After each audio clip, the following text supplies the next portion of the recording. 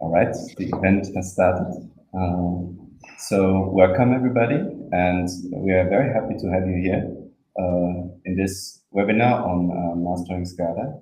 Our presenter is Ian Verhappen today. But before we start and before he can introduce himself a little more in depth, let me just talk a few words about our organization and our initiative here.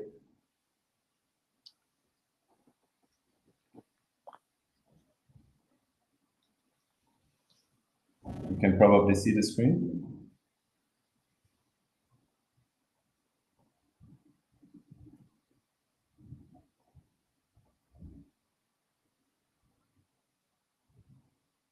Can you see my screen? Yes. Okay. So we are the University of Luxembourg Competence Center, and we are part of the Digital Europe program here in Luxembourg. We are one EDIH, the Luxembourgish European Digital Innovation Hub. And as such, we offer different services to mostly companies, to small and medium enterprises here in Luxembourg and in the greater region. So we are divided in different sections. Apart from us, apart from the University of Luxembourg Competence Center here, which is skills and training on the upper right, there is also a list part of our consortium. They offer technology testing. They offer awareness sessions on technology testing and digital twins. We have the Lux Innovation as an organization as part of our consortium. And this is the lower left. They offer support for investment, but also awareness sessions. And we have the University of Luxembourg and the House of Cybersecurity in our consortium, and they offer services like digital maturity assessments. They offer light cybersecurity assessments and full cybersecurity assessments. And as such, we are trying to provide in a holistic fashion services to companies. And this webinar here is part of our commitment to the awareness on certain technologies and on certain offers that might help companies develop. And if you are interested in contacting us, you are very welcome to do so. We provide technology support, we provide funding support. We can offer you a tailor-made training program if you like. And yes, just get in touch with us. You probably have our emails. That's us here on the upper left. And now we want to begin with the webinar. Ian Verhappen is a manager of security and safety at Willow Glen Systems. And I will leave the stage to him. Okay, thank you, Dr. Benz. I will see if I can get this screen sharing going again. And switch into PowerPoint mode so everyone can see things. Yes. Okay, well, welcome everyone, and thank you for attending. As it says here, I'm Ian Verhappen. I'm presently the manager of cybersecurity and safety at Willow Glen Systems. And as it also says, I'm the ISA112 co-chair. So ISA112 has been around, as you'll see in the presentation, for 8 or 9 years now, developing a SCADA standard. Basically, we've almost written a book, and that's far too much for a standard. And so now we're breaking it into parts. We'll talk a bit about how the whole standard is based on life cycle. As for myself, I'm a chemical engineer. I graduated with a degree in process control from the University of Alberta a long time ago. And I reside here in Calgary, where we are presently in the middle of the world famous Stampede. And I have been involved in international standards in one form or another since about 1988. And I'm presently the chair, in addition to being a member, the co-chair of ISA112. I am the convener of IEC65 EWG10, which is on intelligent device management, the chair of SC65C, which looks after all the field buses and industrial networks, and the Canadian representative on the IEC Standardization Management Board. So that's enough about me. You can always look me up elsewhere. What we're here to talk about is what is ISA 112. So 112 is a standards committee under the auspices of ISA. So what that means is ISA is a US-based standards developing organization. So they are part of ANSI, the American National Standards Institute. And so they are certified, and we have different rules that we need to follow to develop international standards. But so 112 is consensus-based, and we're working on best practices for SCADA systems. And as I said in the introduction, we are planning to build a series of standards based on the significant content the committees have developed over since 2016. So who are we? Well, we are big. We have about 300 members from around the globe with different industries, different roles. So we have people that are system integrators, hardware vendors like myself, the hardware or software developers, end users such as wastewater, water. We have people from water utilities. We have people from large oil companies. We have pipeline companies, electrical companies, government, and the whole world. And so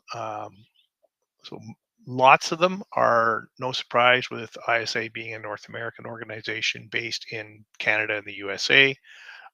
We do have participants from Europe, Asia, Australia, and the Middle East. So pretty much anywhere. So that's really good to be international like that, because then we make sure that the resulting products can be used globally rather than regionally. So what drove us to develop the standard was that everyone was asking for a common terminology. So the first document we're coming out will be terminology and concepts. What is the definition? What are the pieces of a system?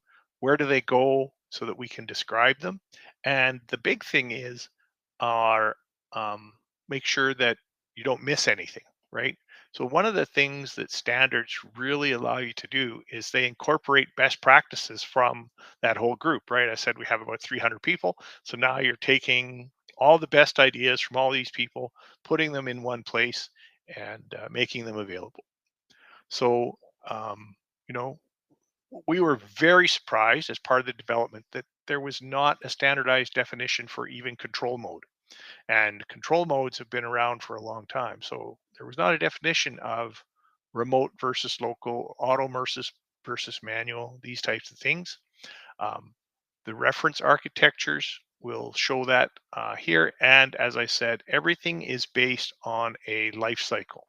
So we do not, because one of the core principles of standards is not to overlap. And so we have reference to the cybersecurity, alarm management, HMI, data storage, right? So HMI, alarms, and cybersecurity are covered by other ISA standards, whereas data storage and redundancy and stuff will be addressed by ISA 112. And so what we've accomplished to date is we have published a SCADA model architecture diagram, and that is freely available at the link here. This presentation is available through the Digital Innovation Hub as a PDF. So if you just contact Jarawan, then she'll be able to distribute that to you. There's also the life cycle diagram. So as I've alluded to, the document itself follows the life cycle diagram. And so we are now just finalizing the 3 parts of the standard. So part 1 is the life cycle, basically description, terminology, a large part of the document is definitions of terms. And the reason that's important is then all future work will consistently use those words. And also, if you are someone procuring a SCADA system, now you can refer to that term and everyone will use it the same. I think all of us have probably had the experience at some point in our career where I'm saying one word, you're saying another word, and they don't mean the same thing. Of course, English is even better for that because we often, depending on the context, have one word meaning more than one thing.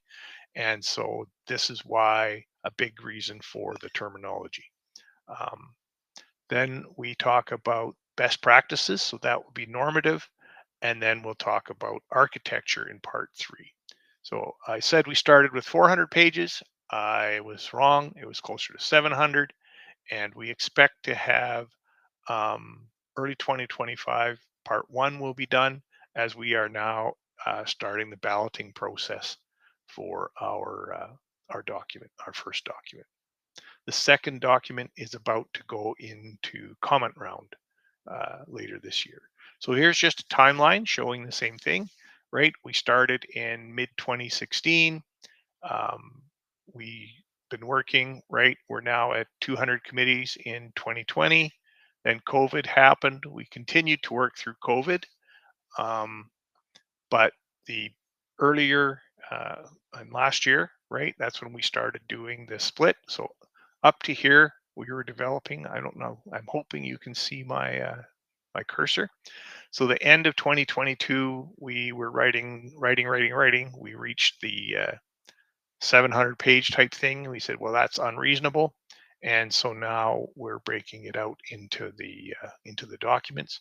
And so the intent is that we will have one part released in each of 2025, 26, and 27. So let's start with the beginning, which is what is a SCADA system. So here's the definition for SCADA. As we know, SCADA itself is an acronym, which means supervisory control and data acquisition. And so we had to develop a definition that was acceptable to multiple industries. And it's a combination of hardware and software to send commands and acquire data for the purpose of monitoring and control. And so, as it says on the right, each industry, so this is quite generic, each industry will have their own constraints on what we've defined there. But this is generic to basically say the core concepts of what a SCADA system needs to do. So if you look at what we mean by industry, here is different industries and how they might define at least what their SCADA would look like. So one, and these are the first two arrows are two different municipalities. In one case, they will include the field devices as part of SCADA. In others, they only start at the local control panels, right? In oil and gas, it might include the skids up to the control room, right? Manufacturing, it would just be within the facility, right? So basically the control room, power industry, right, might have another permutation. So this is just to show how different people define the scope of SCADA. And so what we did is we've created a architecture. So this is a reference architecture, just like the PERA or Purdue model. And the reason we're very particular on saying it is a reference architecture is because even though there's a very close relationship between the physical equipment and the function, it is not, they are not the same. Okay, so the green is the Purdue or PERA reference model. And so to avoid confusion, we have used letters A through K. right? So A are the actual sensors themselves. B are the sensor networks. So this would be the different field buses.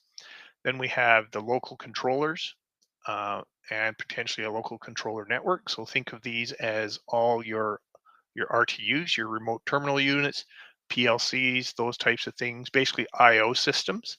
And obviously, with increasing use of remote IO, then these sensor networks, right, are becoming more important, and as are the controller networks. Then we have the wide area network, which brings the aggregates all the data from the SCADA system. Most SCADA systems generally are geographically diverse, so they cover a very broad, large area. And so then we need a way to bring all these signals back into a central control area. So much of level F and G, this will sit on servers these days, right? So you'll have the different drivers for the different protocols, databases to store all your information, the operator interface, alarms, historian. Then we have a control network to connect all the different servers, the workstations, and so forth. Then we have the DMZ, or the Process Information Network, right? Demilitarized zone. This is the buffer for cybersecurity between the OT network and the IT network. Then we have the business net system, right? Enterprise network, and which we just call one big blob because that's outside of our scope. Similarly, external networks, because they're becoming more and more pervasive, is the example of the cloud. So this is why it's a functional architecture, because if I have an IoT system, right, I can have my sensor down here connecting to the cloud, and then it comes back in through the DMZ, right, rather than directly connected. So this is why it's important to have this reference architecture. Oh, too far. The other thing we've done is we have the life cycle diagram, but we've broken them down into three broad processes, right? So there's continuous work processes, which was something that applies to every phase of the life cycle, right? Documentation, audit, change management, etc. We have development of standards, which we'll talk about in more detail, and then we have the system itself, right? And so all three of these have, and hence the gears, all three of these have to work together to give you an effective SCADA system. And so if you look at the SCADA system diagram, which we'll show you on the next page, it's made up of these 7 systems. There's the governance part, right? If we go back, continuous work processes, right? And then we have standards, right? Again, system standards. So these numbers here to 7 correlate with these numbers here. And this just gives you an idea of the content. So we have standards, design, system development, hardware, right? Fabrication, installation, commissioning, and operate. So as we all know, operate will be by far the largest piece of the life cycle, but as we know, during operations, we always have upgrades and repairs, which then refer back to the standards, and the cycle repeats itself through the life cycle. So this is the life cycle diagram that is the basis for all the work we're doing. This is available, as I said earlier, for download from the ISA112 website. And I know because it's teeny tiny, what we'll do now is we will break this down into the individual sections. So starting with number 0, right, the continuous work processes. So they start with, go ahead. Could you share this website, or could you share us a link afterwards, maybe in the chat? Yeah, I'll do that. I'll do that again. Actually, what I'll do is I will see if I can. I think that would be easiest for most people. Let me just open up a website in parallel.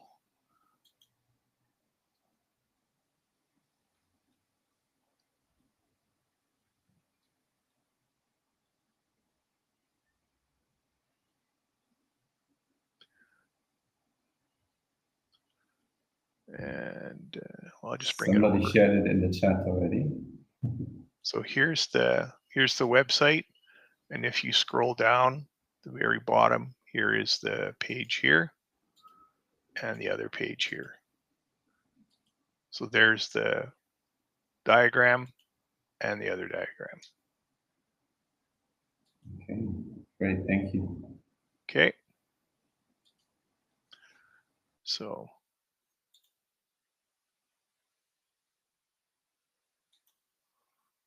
okay, so as we said, you have governance, right? Is ownership, and then there's planning, right?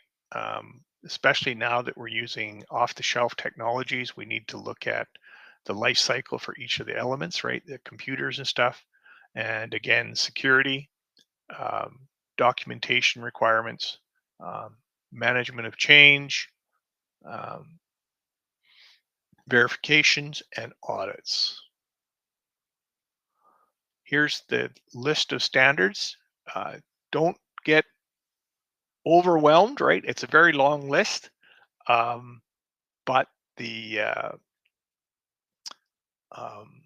and they're kind of clumped together in similar. But remember, some of these, like the HMI design, the alarm philosophy, you can build off the referenced ISA standards here.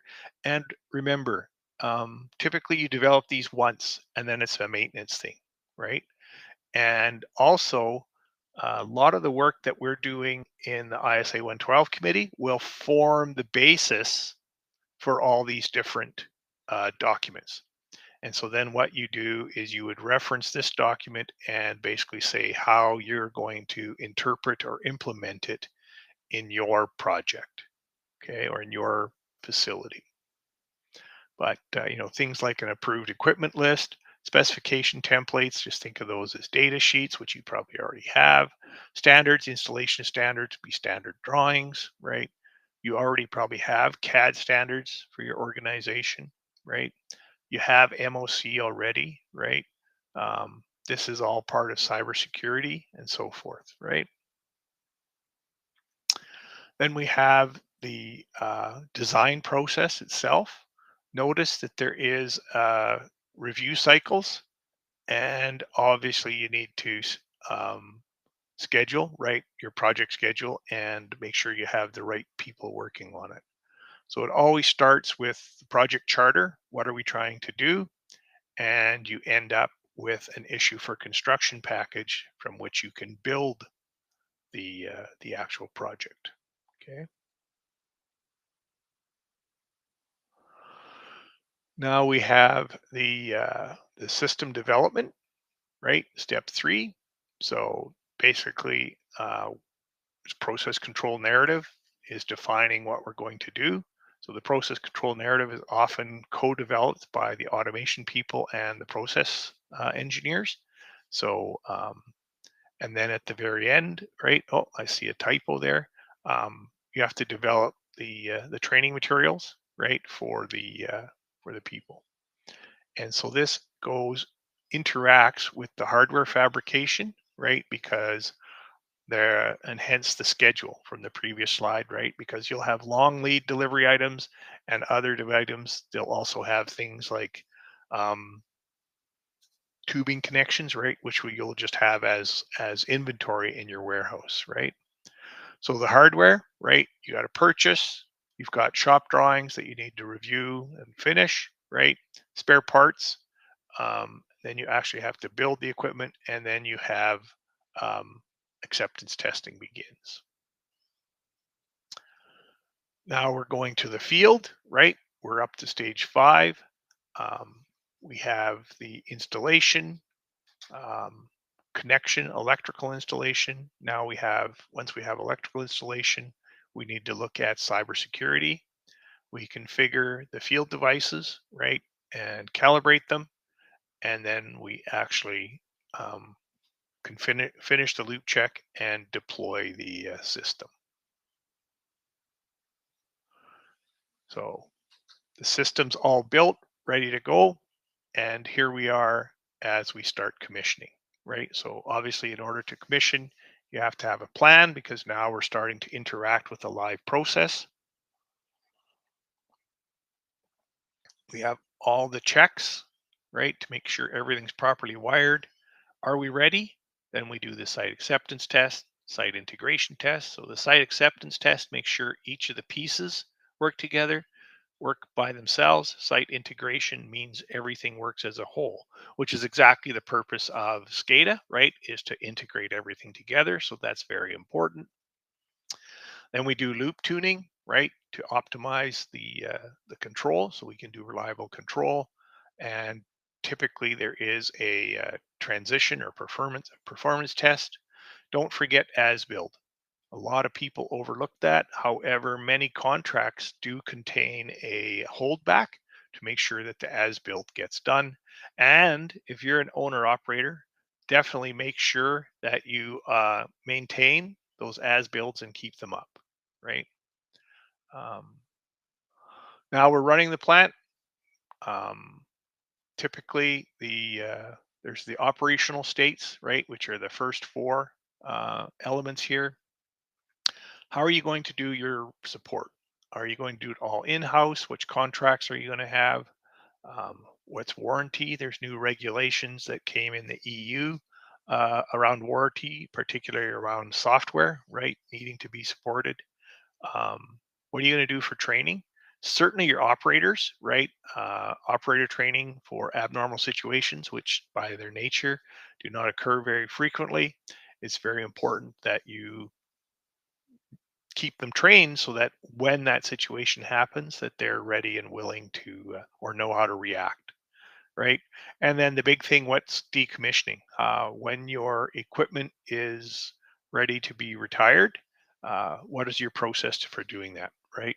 Kind of the default is always just to return it to the factory state, because otherwise you run the risk of intellectual property leaking out of your organization. So here are the publications again. Thank you for whomever put them in the chat, right? So there's the two documents and the three plan documents. We're also always open to other titles and topics that that would typically be called a technical report. Basically, a technical report is about how to implement something. And it's most likely that these would be industry or application specific. So for example, SCADA and safety systems, how would they interact? SCADA in water industry versus SCADA in rail, right? They have different requirements and different underlying standards. And so these are where the technical reports might be coming. One possible document that we are looking at starting up would be on control narratives, right? Another important document, as we said, it is the basis for how we control the plant, but there is no standard out there to do that. So that's a bit about, that's basically about ISA112. So now we'll spend a bit of time talking about SCADA itself, a brief history, how it's used, deployed. So let's take a start at what differentiates SCADA from other computer systems, right? Obviously, because it's operational technology, one of the factors is you need to be high availability with a good response time. You need to determine what's the update frequency for your different components out in the field. It's typically within the owner's control, right? And the big thing for cybersecurity is that for operations technology, it's availability, integrity, confidentiality, versus what most people think of for cybersecurity is confidentiality, integrity, availability.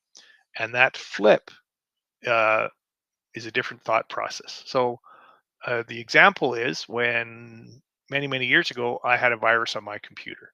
The first thing the IT people did at my organization, right, is they isolate my computer. Well, you can't very well do that if that computer is controlling a critical process. So that's why we're saying that the first thing is availability. And what we do is we might isolate that, minimize the communication from it, but we certainly can't shut it down. So if we look at the corresponding history of field connectivity, it kind of corresponds with SCADA, right? In the 30s, we had pneumatics. The 50s, we had 4 to 20 current loops. Now in the 70s, we start serial communications. That started enabling SCADA systems, right? In the 80s, we had the field buses. The 90s, right, are the heart, then field buses.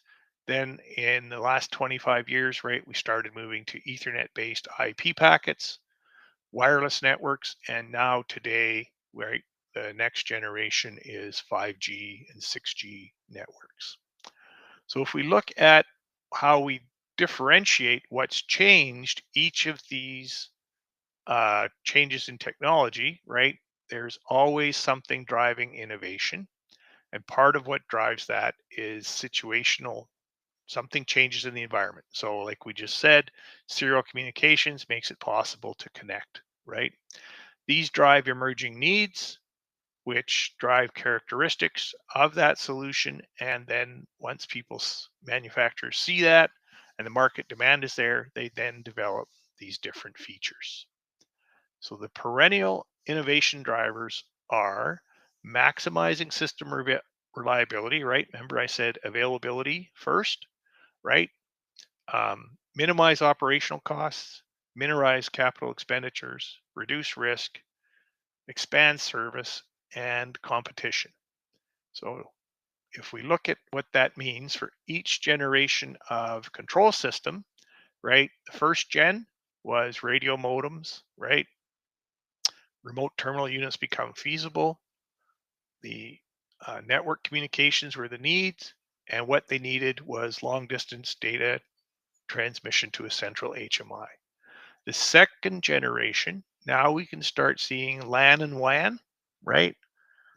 Analog, now we can not only, now we're starting to get outputs as well as inputs. So we can change settings. We start seeing fault tolerant servers, right? Third generation, we're starting to use standard protocols. Expectation is we can connect to the back office, to IT, right? And so now we're looking for Ethernet-based data transmission, data historians, fault tolerance, right? And now the expectation is, right, internet is there, cybersecurity is required, right? And web-based interfaces are now the norm. So let's look at the first generation, right? What changed here? So we have capital expenditures, system reliability, right? Radio modems. This led to that network communication, right? And the features for Gen 1, RTUs, half duplex radio, text-based HMI, and custom operating systems. Then we go to the 80s, we go through the same thing, right? Operating costs, system reliability. Now the changed, we have LAN and WAN, right? And if analog discrete inputs, HMIs, we have microprocessor based systems, basic graphic elements, and large monolithic applications. So third generation, same build up, right? We're still looking to minimize operating costs, maximize reliability. Now we have standard protocols from the different buses, right? Pop-ups, windowing, HMIs, right? Back office integration. These are expected. So we have the IT and the OT domain, right? They're now talking to each other. Windows-based HMIs, off-the-shelf servers, and redundancy, right, for keeping that high availability up. Fourth generation, right? We get the same kind of things again. This is kind of where we are today. Again, capital expenditures, reliability, still the main perennial drivers. Now we are accepting internet and browser-based technology, right? All of us are doing it. We have our phone. right? Commercial off the shelf, right? We're all using servers from Dell or HP or whomever we want, right? And cybersecurity is now a requirement. I think we mentioned earlier, and it was mentioned in the introduction, right? The cybersecurity rules that are now out there. So these are, and we have multiple operators in a single room. We have standardized communications, large volumes of data, especially now as we're starting to prepare to incorporate IoT. Pretty much every system now includes a DMZ or a demilitarized zone. Roles. So now the operators are, because they have concurrent operators, we have different roles for those operators, limiting what they can do. And we used commercial off the shelf technology. But we continue to change. So some of the things that are driving the 5th generation is risk management, right? Prevents people adopting new technology. So it's the impact of something going wrong is a lot higher in the OT environment, right? I gave the example of the local controller failing, right? And if that controller fails, you could have an explosion or some other event, right? Equipment blowing up, and nobody wants to be first, right? I was at a conference where it was a nuclear person said, and he said, nobody wants to be second either. In that industry, it's the race to be third, right? But the other thing with things evolving so fastly is how do you know the underlying technology? Have an understanding, right? You have to be confident in that technology. And so really it comes down to, as the graphic shows, managing that risk. So what's changed for the 5th generation? Well, cybersecurity threats and regulation, right? In associated legislation for environmental safety security, we now have AI and ML, right? Predominantly ML-based efficiencies tools being used in the OT environment. IoT devices, right? So IoT devices are widely distributed data sources, and we're trying to aggregate them. Well, that is a natural fit for SCADA, right? The other thing that's happening is mergers, right? Amalgamation of companies and service providers. So not only mergers of the companies like oil companies and so forth, but also the companies that provide this control systems, right? So if you merge two companies, if you're an end user, one company, for example, they might use company might have used Siemens and Schneider, right, to name two European-based manufacturers, but so now I've got two systems to maintain. So how do I do that, right? And so what's that mean? And then the same thing could happen where somebody like Schneider buys another company or ABB, right? And what does that mean to me if I have one of those, as far as my support? And then changes in the workforce, right? We all know that the workforce is aging, and so how do we compensate for that? And so some of these needs, right, are frequent patches. How else do we do the security?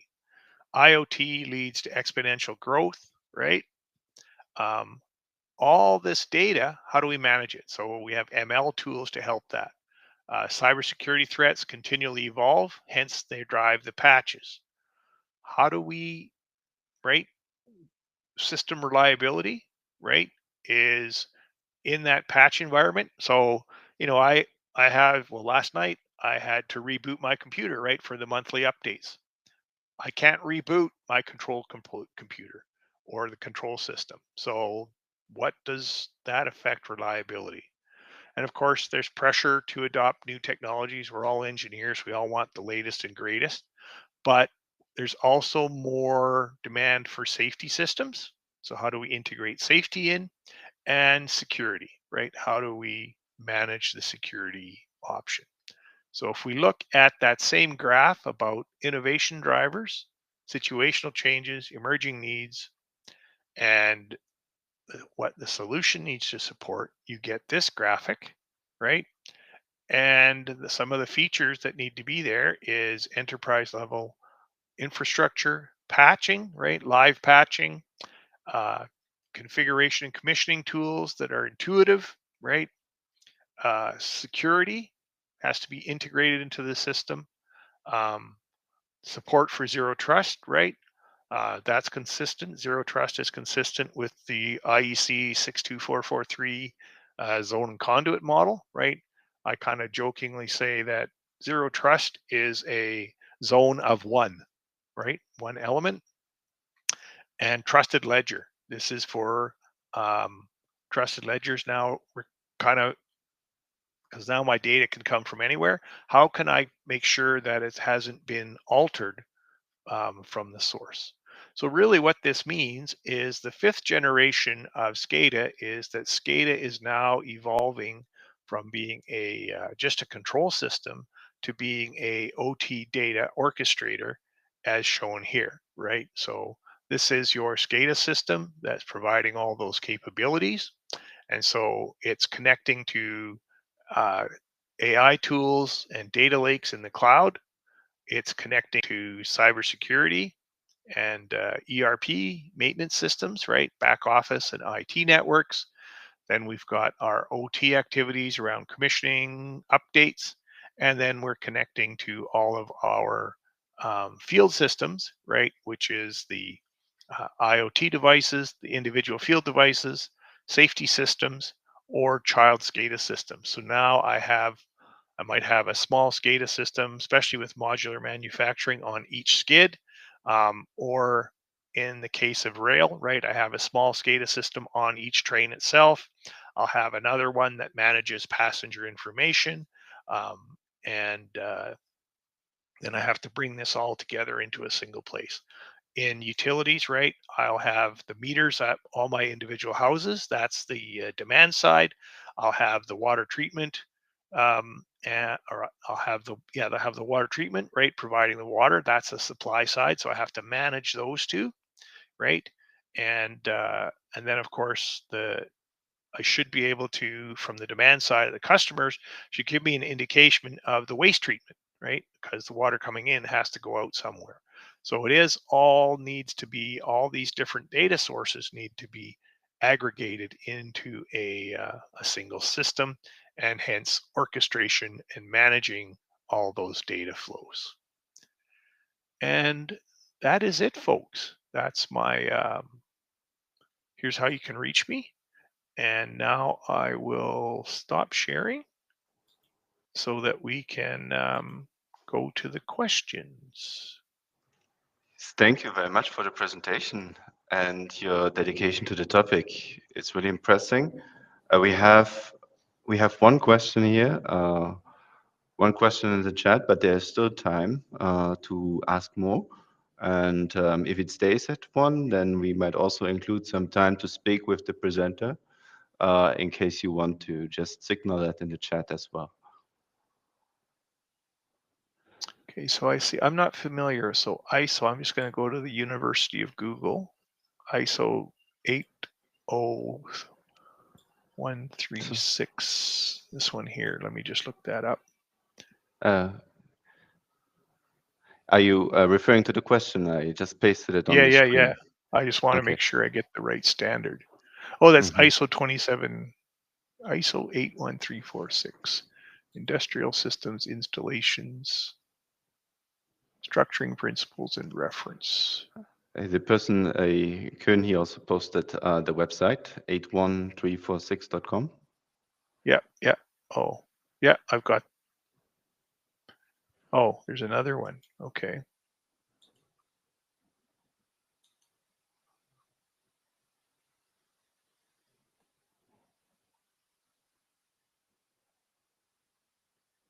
Yeah, this is for power predominantly, right? And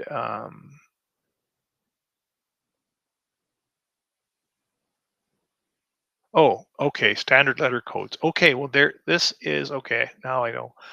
We're not planning to go to this level of detail.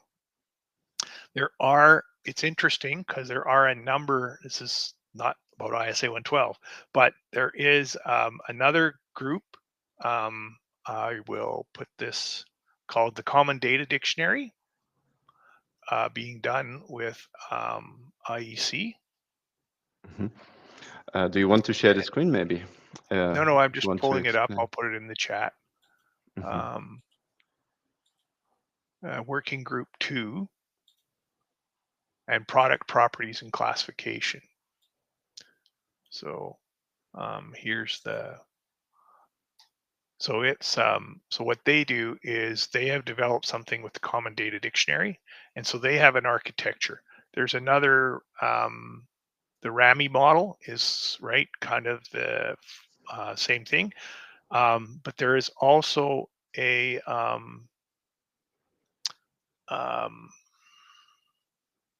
new work item being proposed from ANSI to define a common base.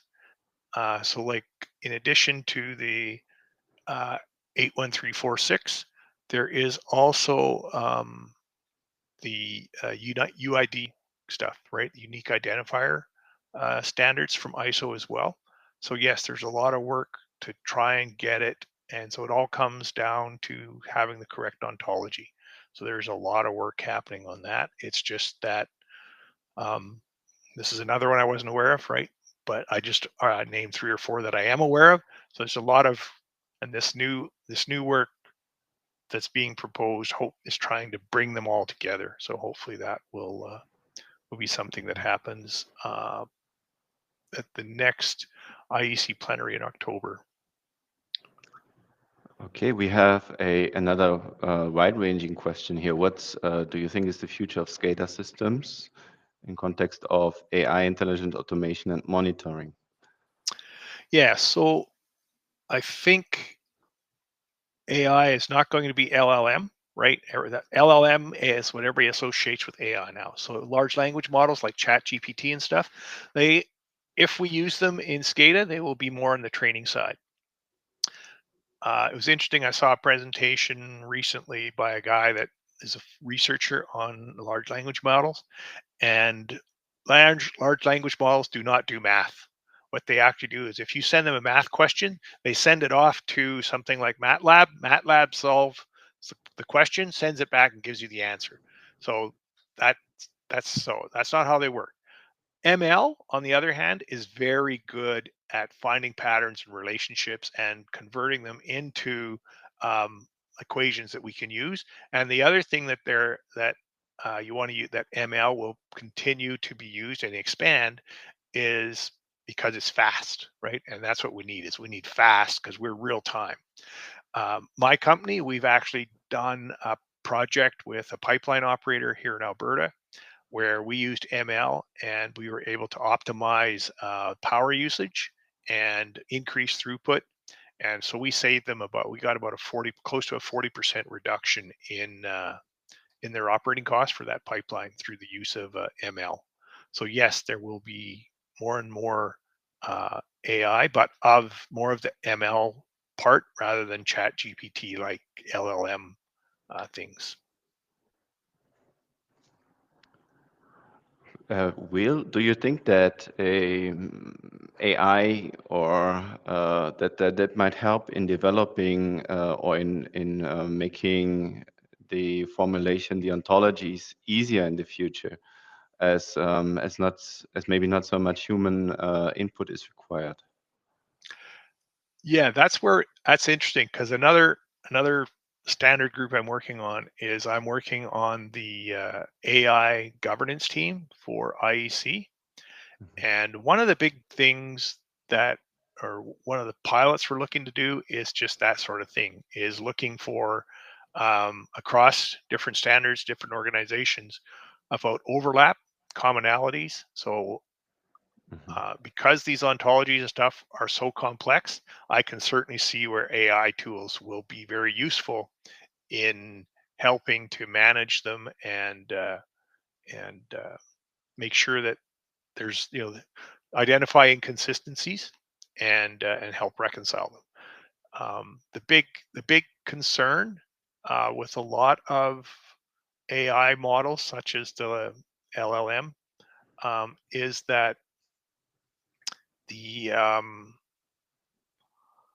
it's the IP, right? You don't want, so if you have a subscription, normally you can control, but where a lot of people are also using AI to help with code generation, right? So the code that you write in the SCADA system, there's going to be use of AI there. So yeah, I mean, it's not, I've read some studies where they said that by using a combination of AI with humans, you're able to, for creative processes, particularly creative processes, you're able to get about a 40% improvement in in responses and better ideas. So Brandon here is about AI Guardian. Yes, Guardian AI remembers the torque. Yes, and there's other manufacturers that have similar tools for I'm familiar with similar tools for pumps, compressor stations, right? They're usually a subscription service, and so the unless I'm not familiar enough with Guardian AI to know if it's on premise, but my suspicion is that it's like the other tools where the data gets sent into their general AI motor, and then and the nice thing about these tools is that it as you resolve the problem and the answer gets in, the tool gets better, right? So I think there's only opportunity for growth. The challenge is with cybersecurity and how we manage it, right? There's another relating question here from Yes, Ramesh. we're moving to AI, so this is good. Maybe we can have a chat Hot about topic. AI in the future. Yeah.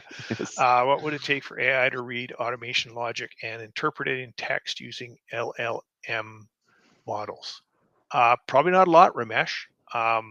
Depending on how you did your automation logic. If you're thinking of like a cause and effect diagram, right? They're pretty simple. So right, because you have an and an or, and those types of things, and so LLM could easily convert that into a control narrative. What I think would actually be more useful is the other way around, where I take my control narrative and I can do my preliminary cause and effect diagram and validate, and then the human would validate that, right? So it can work both ways. A very good question, but just an indication of how these tools can help us, right? Okay. We have another one Yeah. by Kuhn. Yeah, Cohen. So will there be more job needs in the OT rather than IT? Oof. That's interesting as well. Yeah. Yeah, it's hard to say actually.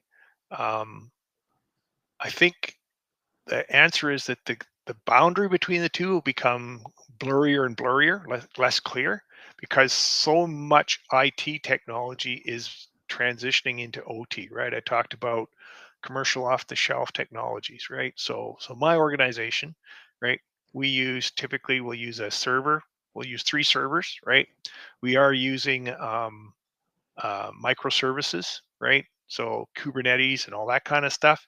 The We're on Linux, right, with virtual machines, and on and on and on.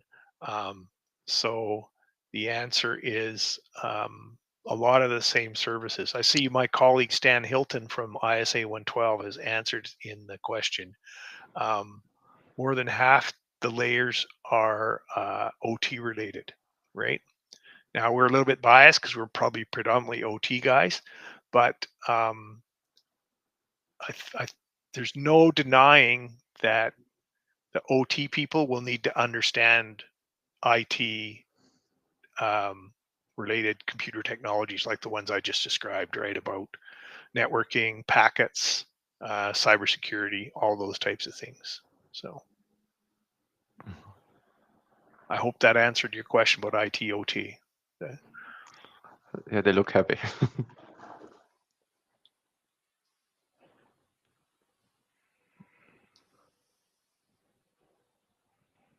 Okay. Are there any more questions for the presenter? Yeah, if you have other questions, right, feel free to reach out to me. Mhm. I had my my Maybe email you address can here. maybe you can just post it in the chat. It's always easier for people.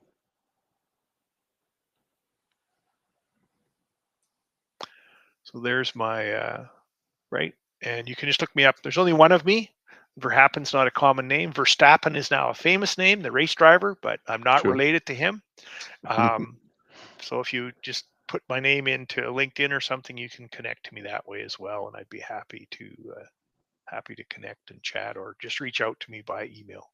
Mindful that I am in the Mountain Time Zone, so it's presently about 9 o'clock in the morning here. I think this is for you. Yes, this would be for me. We are offering these knowledge sharing sessions on our webpage, L-DIH. If you just Google ldih.lu, for example, or here in the chat, this is where we share our events, but also other things that that we engage in. Sorry, it's I'm visiting our website not often enough. It's like when people it's ask you for actually, your own phone number, you have to look it up because you never phone yourself. So yes, it's the second one. Let me just simple. And this is where we have an event schedule posted with other knowledge sharing session like this one. And you can see what's up, or you can also make requests by contacting us. Anytime, any request is welcome, or any feedback is welcome. So we have a little, maybe a question from Koen, or a statement from Koen. Yes. yeah, so if you're manufacturing, yeah, hire the IT guy, because the IT guy will probably be able to do a lot of your IT stuff as well. You get a Yeah. 2-for-1. And is there a recording of the last webinar about OPC? Yes, it's on the same YouTube channel where you find this recording here, on the Competence Center YouTube channel, or just go to the DIH.lu website. It's posted there as well.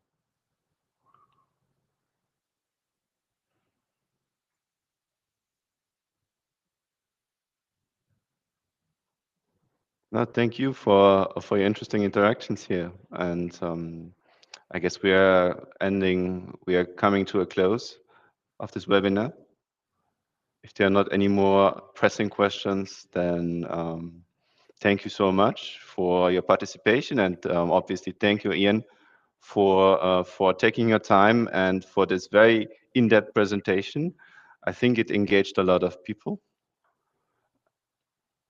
Yes, well, thank you, everyone, and hopefully we'll see you at a future event. Yes.